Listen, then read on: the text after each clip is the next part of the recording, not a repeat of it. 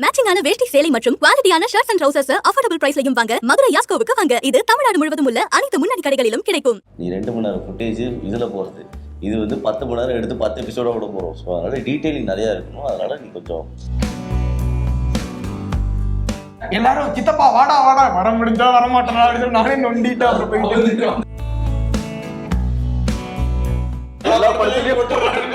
இதுல ஏதாவது என்னை கொல்லாம இருங்க அப்படின்னு சொல்லிட்டு இந்த வடச்சென்னையில ஒரு டைலாக் இருக்கும்ல, ராஜன் இவங்களை கனெக்ட் பண்ணது யாரு? ராஜன். அதே மாதிரிதான் இவங்க எல்லாரும் கனெக்ட் பண்ணது புரோட்டா, ஆம்லெட், ஆயில் எல்லாமே, ஆம்லெட்டு, முட்டை தோசை, கறி தோசை, இந்த மாதிரி எல்லா தோசையும் போயிட்டு தான் இருக்கும். பொண்ணை லவ் பண்றதுக்கு பல வருஷமா ட்ரை பண்ணலாம், ஆனா லவ் பண்றதுக்கே பல வருஷமா ட்ரை பண்ணிட்டு இருக்காங்க. விகடன் வியூவர்ஸ்க்கு பீச் நிலோட ஒரு பெரிய ஹாய். இன்னைக்கு என் கூட யார் இருக்கிறாங்க அப்படின்னு பார்த்தோமா, the rebels are rising and also Koyambedu boys are back அப்படின்னு தான் நான் சொல்லணும். கோலிஸோட ரைசிங் டீமுடைய ஒரு எப்படி சொல்றது மாசான ஒரு குரூப் அப்படின்னு தான் உங்களை சொல்லணும். Welcome you all Uday, Pandi and Kishore. Okay, அந்த எனர்ஜி கீப் அப் பண்ணலாம். சார் எப்படி இருக்கீங்க? ஃபர்ஸ்ட் ஆஃப் ஆல் கொஞ்சம் டயர்டா இருக்கு, ஹானஸ்ட் ரிப்ளே. பட் ஆனா ஒரு 10 இயர்ஸ்க்கு அப்புறமா லைக் 1.5 அதெல்லாம் பார்த்துருவோம். பட் ஆனால் அதுக்கப்புறமா வந்துட்டு லைக் ஒரு சீரியஸா ஒரு சீரீஸ் பண்ணணும் அப்படின்னு பண்றீங்க இல்லையா? எப்படி இருக்கு இது? டிஃப்ரெண்டாக இருக்கு. ஐ மீன் லைக் கோலிஸோட வந்து ஒரு மூவி நாங்கள் ஜாலியாக போனோமா, என்ன நடக்கும் ஏது நடக்கும்னு தெரியும். வெப் சீரிஸ்னு வரும்போது கொஞ்சம் ரொம்ப ஸ்லோவாக போகிற மாதிரி இருந்துச்சு. அதுக்கப்புறமேட்டு என்ன கூப்பிட்டு குறைச்சி, தம்பி நீ 2 மணி நேரம் ஃபுட்டேஜ் இதில் போகிறது, இது வந்து 10 மணி நேரம் எடுத்து 10 எபிசோட விட போகிறோம். ஸோ அதனால் டீட்டெயிலிங் நிறையா இருக்கணும். அதனால் நீ கொஞ்சம் you should adapt to the future or you should adapt to the current trend அப்படின்னு சொல்லிட்டு ஹீ டீச்சர்ஸ் மீனோம். ஸோ பாண்டி, உங்களை வந்து நிறைய இதில் காமெடியாக பார்த்து இன்னும் நாங்கள் எக்ஸ்பெக்ட் பண்ணுறோம். அண்ட் அதே இன்னமும் சின்ன பையனாவே நினைச்சு பேசாதீங்க தயவுசெய்து. நாங்களே இப்போதான் அந்த சின்ன பையன்றது பெரிய பெரிய வயசு பையனா வரணும்னு பண்ணிட்டு இருக்கோம். மறுபடியும் அதுக்குள்ளே போவேன் நாங்க. அதனால காமெடி இல்லாமல் நீங்கள் டிஃப்ரெண்டா இப்போ இல்லை, எல்லா சேனலும் இப்போ என்ன கேரக்டர் நல்லா இருந்தா ஓகே, காமெடி கேரக்டர் பரவாயில்ல, சீரியஸா இருக்கும், அது எல்லாம் பண்ணுவோம். ஆனா இன்னும் ஒண்ணு சாவடிக்க கூடாது அப்படின்னு ஒரு இது மட்டும் வச்சிருக்கேன். ஆமா, எல்லா படத்துலயும் போட்டுறாங்க. இதுல ஏதாவது என்னை கொல்லாம இருங்க அப்படின்னு சொல்லிட்டு.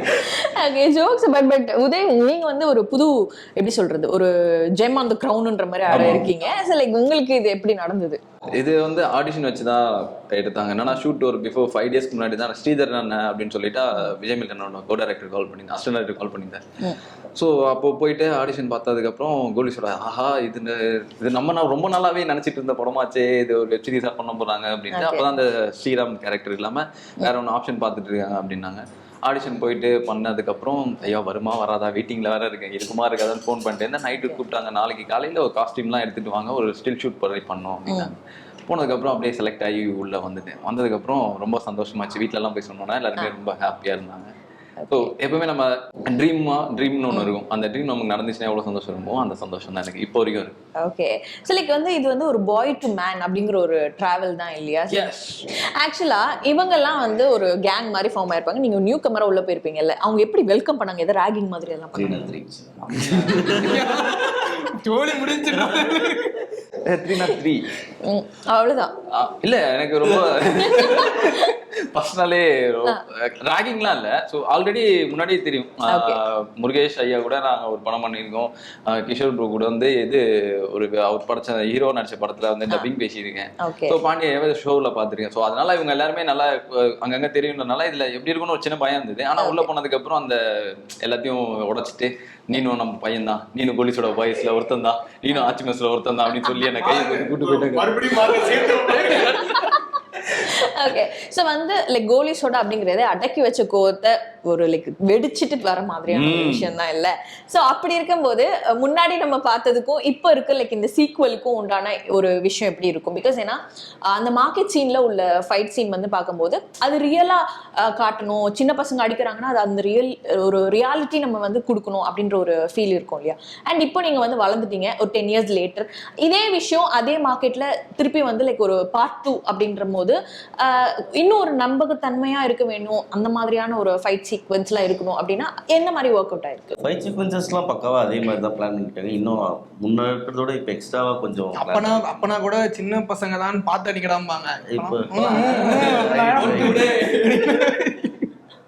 அண்ட் உள்ள நிறைய கேரக்டர்ஸ் இருக்காங்க Okay. லைக் சேரன் சார் ஆகட்டும், ஷாம் சார் ஆகட்டும், மேனம் பிசன், அவந்திகா, நாயுடு, முருகன், ராஜ்முருகன் சார், இவங்கெல்லாம் எல்லாமே இருக்கிறதுனால அவங்கவுங்களுக்கு ஒரு தனி ட்ராக் ஒன்று.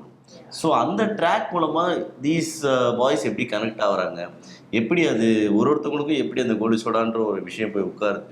ஸோ இது எல்லாத்தையுமே ரொம்ப ப்ராப்பராக கம்போஸ் பண்ணியிருக்காங்க.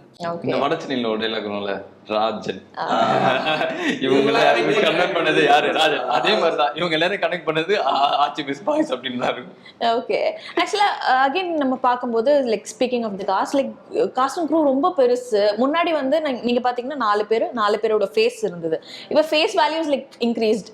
எல்லாருமே பெரிய பெரிய ஆர்டிஸ்ட் எல்லாம் உள்ள ஓப்பன் பண்ணியிருக்காங்கன்னும் போது எங்காவது ஃபர்ஸ்ட் ஆஃப் ஆல் வந்து யோசிச்சிங்களா இது வந்து சேம் அதே ஒரு எசன்ஸ் வந்து ரிப்பீட் ஆகுமா, இல்லைன்னா இதை எப்படி எடுத்துட்டு போக போறாங்க, ஸ்க்ரீன் ஸ்பேஸ் எந்த மாதிரி இருக்கும், நம்ம வெளியில ஷைன் பண்ணுவோமா, இந்த மாதிரியான தாட்ஸ் இருந்துதா? ஃப்ராங்க்லி ஸ்பீக்கிங் அது தெரிஞ்சிருந்தா என்ன இருப்போம், நான் எப்போயோ வேற லெவலுக்கு போயிருப்போம்ல. ஸோ எதுவுமே நம்மளால் ஜட்ஜ் பண்ண முடியாது. நம்மளோட வேலை நம்ம வேலையை ஒழுங்காக பார்த்துருவோம். ஏதோ சொல்கிறாங்க மட்டும் நம்ம நம்பிக்கை வச்சு இந்த கதை பிடிச்சிருக்கு, நமக்கே தோணும் போது ஒரு விஷயம் இருக்குது, நடிச்சிட்டோம். அதுக்கப்புறமேட்டுக்கு அது வெளியே வந்து மக்கள்கிட்ட தான் இருக்குது. அது எப்படி வரப்போகுது, ஏது வரப்போகுது. அதே நாங்கள் அதான் மற்ற இடத்துல இருந்தால் வேற யாராவது இருந்தால் தான் எங்களுக்கு டவுட் வரும். இவங்க நமக்கு இருக்குமா இல்லை நம்ம தானே, நமக்கு ஒன்றும் பிரச்சனை இல்லை, வாங்க போகலாம் அப்படின்ற போய் ஜாலியாக ஒர்க் பண்ணுற மாதிரி தான் ஒர்க் பண்ணுவோம். இந்த எனக்கு கோலி சோடா ஷூட்டை பொறுத்த வரைக்கும்னா மற்ற ஷூட்னா கூட ஏதாவது ஒரு பயம் இருக்கும், இல்லை ஏதாவது முக்கியமான சீன்னா கொஞ்சம் ப்ரிப்பேராக போகணும். இதுக்குதான் எதுவுமே கிடையாது, வாங்க போவோம் அப்படின்னு சொல்லிட்டு எல்லாமே ஸ்பாட்ல தான் அப்படியே. ஆமா. ஸோ அதனால அந்த பயம் வந்துட்டு எங்களுக்கு இது எப்படி வரப்போகுதுன்றது நாங்கள் நினைச்சு ஒர்க் பண்ணவே இல்லை. இப்போ கோலி சோடான்ற அந்த இதுலேயே முக்கியமாக பார்த்தீங்கன்னா பாய்ஸ் அந்த மெயின் தான் இருப்பாங்க. 2 எடுத்துக்கிட்டாலும் அதில் ஒரு 3 பேர் அந்த அதே பாய்ஸ் தான். ஸோ அந்த மாதிரி இருக்கும்போது இந்த கோலி சோடா தான் பாய்ஸ் தான். பாய்ஸை சுற்றி தான் நிறைய கேரக்டர்ஸ் வந்து அவங்களுக்கான எமோஷன்லாம் அவங்க உள்ள வருவாங்களே தாண்டி இந்த பாய்ஸோட கேரக்டர் எந்த இடத்துலையும் குறைஞ்சிடாது. ஸோ அப்படியே தான் அது வந்து ஸ்டார்டிங் டு எண்ட் வரைக்கும் இவங்களால தான் அந்த பாயிண்ட் போகும் அப்படின்றது அது கரெக்டாக இருக்கு. விஜய் மில்டன் நான் சொன்னது அது அப்படியே தான் இருக்கும். ஓகே, அந்த ஒரு நம்பிக்கை. யா, ஸோ ஆச்சி மிஸ் அதை பற்றி பேசலாம். அண்ட் லைக் 2 மாசா வந்துட்டு மார்க்கெட்ல ஒரு ரெஸ்டாரண்ட் ஓபன் பண்ணோம் அப்படின்னும் போது அண்ட் நீங்கெல்லாம் அதுக்கான ஒரு விஷயமா ஆக்டிங் வைஸும் சரி இல்லைன்னா லைக் இன்புட்டாவும் சரி ஏதோ ஒரு விதத்துல கடைதாங்க வேற பண்ற வேலையெல்லாம் அதே பாத்திரங்கள் அதேதான். அதனால முன்னாடி தோசைக்கல்லுன்னு ஒரே கலர், இப்ப கடாயை கொடுத்துட்டாங்க. கடாயை கரண்ட் ஐயா முன்னாடியாவது ஒரு கடை இருந்தது, இப்ப 2 கடையும் சேர்த்து சமாளிக்கணும். இங்க புது மார்க்கெட்லயும் சமாளிக்கணும், இது பழைய மார்க்கெட்லயும் 2 கடை இருக்கு எங்களுக்கு. ஓகே, ஆக்சுவலி என்னென்ன மாதிரியான ஃபுட் வெரைட்டிஸ்லாம் வந்து நீங்க பண்ண கத்துக்கிட்டீங்க? பிகாஸ் நான் பண்ணணும் அப்படின்னாலே அதுக்கான ஆக்ஷன் செட்டிலே வந்து அதான் புரோட்டா, ஆம்லெட், ஆயில் எல்லாமே, ஆம்லெட், முட்டை தோசை, கறி தோசை, இந்த மாதிரி எல்லா தோசையும் போயிட்டு தான் இருக்கும். நாங்க ஒரு நைட்டு ஃபுல்லா நாங்க 3 பேர் ஓகே தோசை சுடலாம், எல்லாத்துக்குமே சுட்டு கொடுத்துட்டு தான் இருந்தோம். ஓகே, இந்த கிளி பரோட்டா மாதிரி சொல்லுவாங்களா, அது எல்லாமே அந்த வண்டியில இருக்க எல்லாமே ஒரிஜினல். ஒரு கடை ஆரம்பிக்கிறதுக்கு என்ன பண்ணுவாங்களோ அப்படியே தான் எல்லாமே, எல்லா சமையல் செட்டப் எல்லாமே இருந்தது. ஓகே, எங்களை கூட்டி போய் சமைக்க வச்சாங்க. எதுக்கு நீங்க கத்துக்கிட்டீங்களா சமைக்கிறதுக்கு, இல்லனா எப்படி? ஃபர்ஸ்ட் பார்ட்ல இருந்து இது இவனுக்குலாம் நல்லாவே தெரியும். ஹோட்டல் முன்னாடி வச்சிருந்தோம், அதனால ஹோட்டல் எனக்கு கல்யாணம் ஆனதுக்கு அப்புறம் சமைக்க வந்துருச்சு. அதனால எல்லாரும் ப்ரிப்பேர்டா தான். எல்லாம் கல்யாணம் ஆனது பிறகு ஒரு சமையல்காரனா வச்சாரி உங்களுக்கு இப்போ வந்துட்டு ஒரு பாலிசி எனக்கு இல்லையா? ஓகே, ஆக்சுவலா வந்து ட்ரெய்லர்லயே ஒரு புதுசா ஏதோ ஒன்னு போட்டுருந்தீங்க, குல்ஃபி. கேள்விதான் கேப்பீங்க நினைச்சேன், அதுக்குள்ள டைவர்ட். வாழை இலை நீங்க வைஃப்க்கு போயிட்டீங்க, அங்க போயிட்டோம். அது லைக் வாழை இலை குல்ஃபி பரோட்டாவா, அது என்ன? புட்டு. புட்டு. சோ லைக் அது என்ன, அது டிஃபரெண்டா இருக்கு. வாழை இலையில kulfi is like totally different, புட்டு டோட்டலா டிஃபரெண்ட். இத வந்து யார்கிட்ட கேக்குனா தவசிக்கிட்ட அது புட்டு தான். என்னது இத விட யாரு இனிமே கேட்க மாட்டாங்க. ஆக்சுவலா என்னது அது ட்ரெய்லர்ல வருதுன்னா கண்டிப்பா ஏதோ ஒரு இம்பார்ட்டன்டான ஒரு விஷயமா இருக்கணும். அதை பத்தி கேட்கணும்னா நீங்க தவசின்னு சொல்லிட்டு ஹஸ்பண்ட் இருக்கு, அவரை கூப்பிட்டு தான் கேட்கணும் இந்த டிஷ்ஷை எப்படி கண்டுபிடிச்சிங்க அப்படின்னு சொல்லிட்டு. தெரியல, எனக்குமே நான் இன்னும் பார்க்கல. ஆனா அதை வச்சு சீன்ஸ் இருக்கு, அவ்வளவுதான். அது நான் சொல்லிட்டேன். எங்க ஆச்சிக்கிட்ட அந்த மாதிரி நிறைய திறமைகள் இருக்கு, இந்த மாதிரி புதுசா கண்டுபிடிக்கிறது. அட்லீஸ்ட் ஒரு ரெசிபி மாதிரியாவது சொல்லுங்களேன். அது சொல்லிட்டேனே, வாழையில இருக்கும், குல்ஃபி ஷேப்ல இருக்கும், புட்டு. அது அவ்வளவுதான். வெள்ளம் இல்லைங்க, வெள்ளத்தை நல்லா உருக்கிட்டு நம்ம புட்டு மாவு இருக்குல்ல, அது புட்டு மாவு ரவுண்டா சுத்தி அந்த வெள்ளத்தை உள்ள போட்டு வாழை இலையில சுத்தி வேக வச்சு எடுத்துக்கிட்டா வாழை இலை குல்ஃபி புட்டு. அதுக்கு அவர் சொன்னதே டீசென்ட்டா. இதுதாங்க இது சீரியஸாவா இவ்வளவு சிம்பிளா இருக்கு? ஓகே, ஆனா டேஸ்ட் எங்க ஆச்சி கையில செஞ்ச மாதிரி தான் நல்லா இருக்கும். அப்படி சொல்ல வரீங்க நீங்க. அப்படி ஆமா. லைக் பிட்வீன் கேங் வார் அப்படின்னும் போது நீங்களும் உங்களை பவர்ஃபுல்லா காட்டிக்கணும் அண்ட் லைக் ஆப்போசிட் சைடும் வந்துட்டு நல்ல ஒரு பவர்ஃபுல்லா காட்டுறாங்க அப்படின்னும் போது எப்படி அது ஒர்க் அவுட் ஆச்சு? இல்லை Opponent-ல உள்ளவங்க powerful-ஆ தான் இருக்காங்க. போனோம், 2 நாள் ரிஹர்சல் போனோம். ஆன் ஸ்பாட்டில் அது கொஞ்சம் நிறைய கிமிக்ஸ்லாம் பார்த்து இது இப்படி பண்ணலாம் அது அப்படி பண்ணலாம்னு சொல்லிட்டு சிங்கிள் ஷாட்டை தான் அது போய் எடுத்துச்சு. ஓகே, இதுலயும் நிறைய அது அந்த ஃபைட்ல உள்ள மாதிரி நிறைய அடிபட்டு ஃபுல் சிங்கிள் ஷாட் தான், அது உள்ள சிங்கிள் ஷாட் தான். சிங்கிள் ஷாட் அவங்க இவங்க பண்ணது அதுவும் சிங்கிள் ஆமா, ஷாட். அது இப்போ ஒரு 5 இது- செகண்ட் பண்ணிருக்கோம், இதுவும் சிங்கிள் ஷாட்ல தான் பண்ணுவோம். ஓகே. ஸோ ஒரு அதுல எப்படி ஒரு 15 பேர் ஐயா? ஆஹா. 15 அதுல பேர். இதுல அதுக்கும் வந்து மேல. ஒரு எக்ஸ்ட்ரா ஒரு 25-30 பேர் கிட்ட இருக்கும்.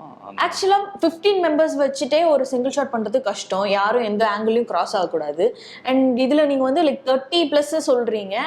எப்படி ஃபைனலா அது லைக் பிளான் எப்படி பண்ணீங்க? எந்த மாதிரியான ஒரு ரன் ஆர்டர் எப்படி இருந்தது?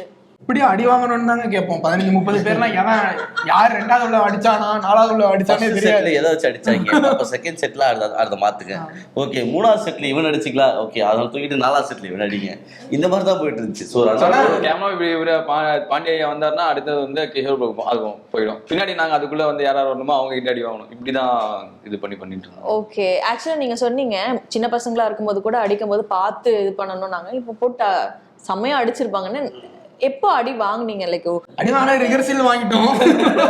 எனக்கு ரிஹர்சல்லே வந்து இந்த ஆங்கிள் டெஸ்ட் கால் பெட்ல வைக்க சொன்னாங்க, டப்புன்னு ஆயிடுச்சு. அப்புறம் மறுபடியும் அது சரியாயிட்டு அது கரெக்டா போயிட்டு டேபிள்ல மாட்டி திருப்பி விழுவா.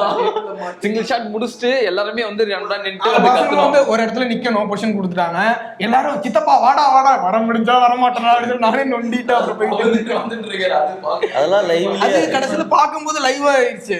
ஏதோ நிறைய அடி வாங்கிட்டு உண்மையிலேயே அடி வாங்கிட்டு மானிட்டர் பார்த்துட்டு சரி பயங்கரமா பெர்ஃபார்ம் பண்றான் அப்படின்னு பார்த்தா உண்மையிலேயே கால உடச்சு வச்சிருக்காங்க. அவன் ஃப்ரேம்லயே எதிர்த்து வந்து முடியலடா கட்டு சொல்லுங்கடா அப்படின்னு.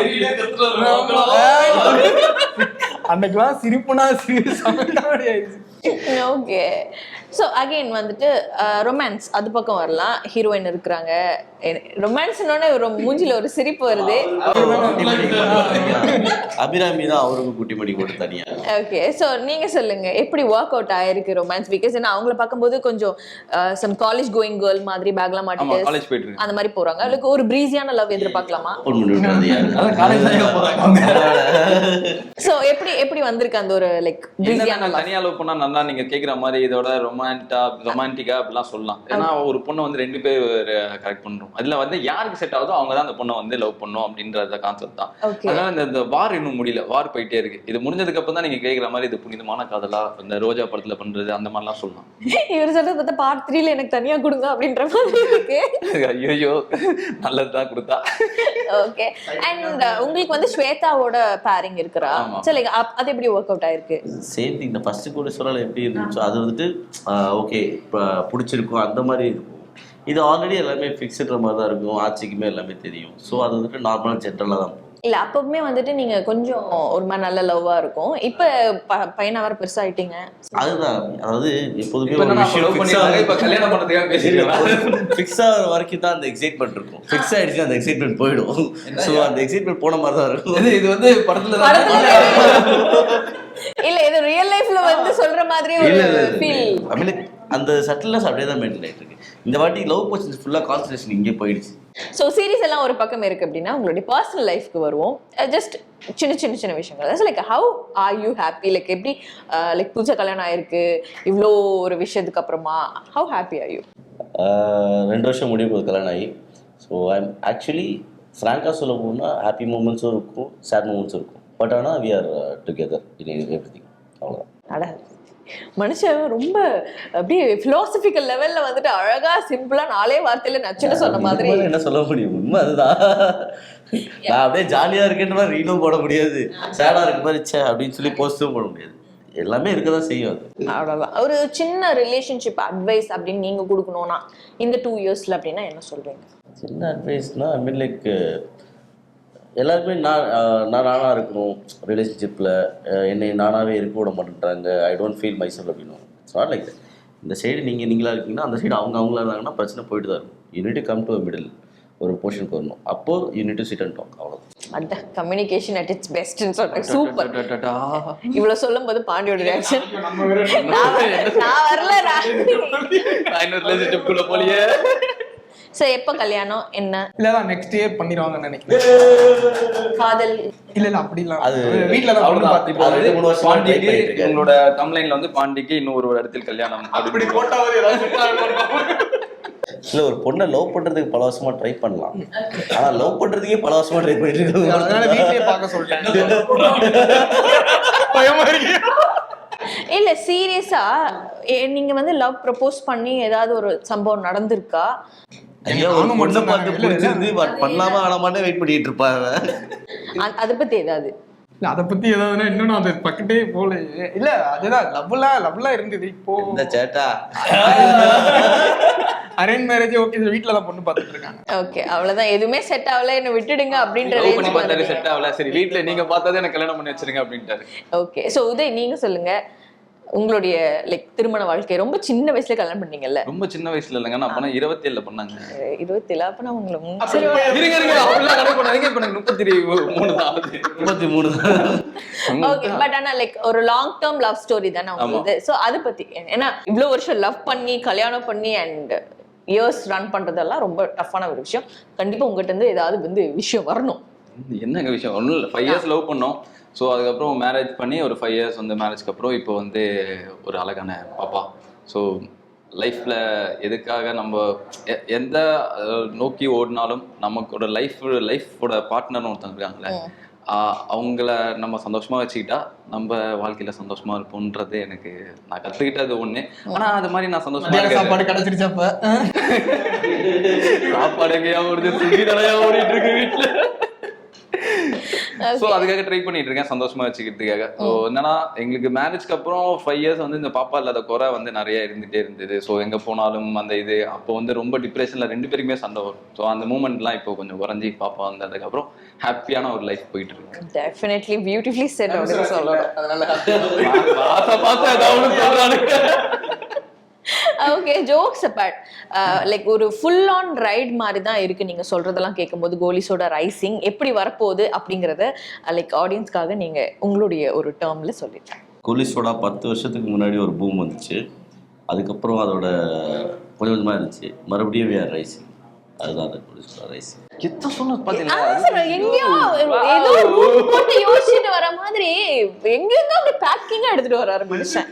இப்ப பாருங்க எங்க ஐயா பாண்டி கொஸ்டின் மறந்துட்டேன்னு யோசிச்சுட்டு இருக்கேன். என்கிட்டவே ஐயா பாண்டி.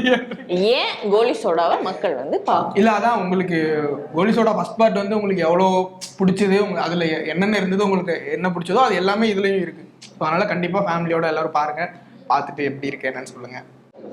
கோலிஸோட எதுக்காக அந்த படம் எப்படி இருந்ததோ அதே மூமெண்ட் தான் இந்த பசங்க, இந்த ஆர்ச்சிமேஸ், இந்த ஏடிஎம், ஸ்வேதா, இவங்க எல்லாருமே நாயுடு வீடு.